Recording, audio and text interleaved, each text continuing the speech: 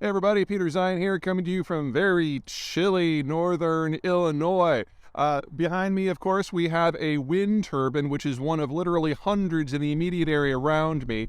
We are at the edge of the Great Plains here. I mean, technically, yes, we're in more of the Midwest, but we are in one of the world's great wind zones. Great Plains going into the northern Midwest is all pretty good wind space. And what is unique about this turbine in particular is it is supporting the metro region that is the Chicagoland zone, which is the fourth largest metro in the United States. In most places of the world, it doesn't matter what continent you're on, what country you're in, it is very rare for there to be good wind or solar potential near a major metro. And so even if you are able to build out the system to generate the power, then you have to transmit hundreds and maybe even thousands of miles. Chicago is one of the handful of cities in the world that is an exception to that rule. Northern Illinois, especially northeastern Illinois, you've got decent wind right at the doorstep of the metro zone, and so you don't need high voltage lines in order to transmit the power up to the urban section effectively. You can use more lower load-bearing facilities and equipment. And that means that Chicago is able to reach out not just to northern Illinois, but also southern Wisconsin, eastern Iowa, a little bit of western Iowa, and into Ohio as well in order to generate electricity. Now, there are very, very, very, very few places in the world where this works, but most of them are in the United States.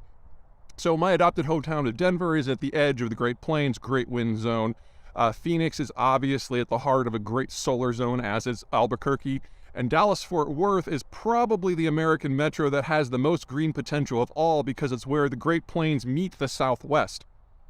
And so Dallas-Fort Worth is likely to be the first major American metro zone to go 100% green, despite the fact that there are only like 4 environmentalists in the entire metro zone. Now, if you're going to try to make a green impact, it's very important to co-locate power with your urban centers because it's very rare anywhere in the world to locate power generation more than 500 miles because at that point the transmission loss becomes so high that it's really not worth it from an economic point of view anyway. And in the United States, we're one of the very few places that actually has some metro zones that meet those criteria. But you can't do that in New York, you can't do that in Toronto, you can't do that in Paris, you can't do that in Berlin or London or Moscow or Beijing. It's really only in the United States where we have that co-location. If you don't have that co-location, then you have to have high voltage lines that are designed for long-range transmissions, and those are not cheap. Now, in most countries, you have a unified power grid. The United States is not in most countries. We do things a little bit differently.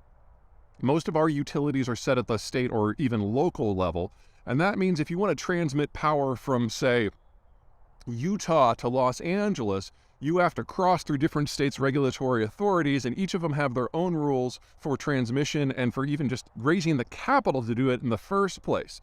And God forbid you want to cross between different grids, because the United States has 3. Roughly everything west of the Rockies is on one, roughly everything east of the Rockies is on another, and then of course Texas is its own thing.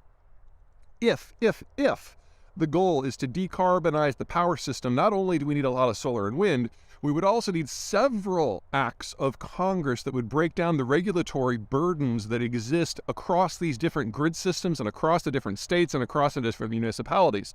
The problem the Americans face is that the United States is a federal system where the national government, the state governments, and the local governments all share power. They all have about the same amount. And Congress would need to break that down within the power sector in order to encourage a more unified grid space that allows green electrons to travel more freely. That would trigger dozens of lawsuits from the state and the localities, which would rightly challenge the power grab from the federal government. Which means, at least in the near term, the next decade, maybe 2, most of the stories for green power penetration into the American grid have to happen at the local level.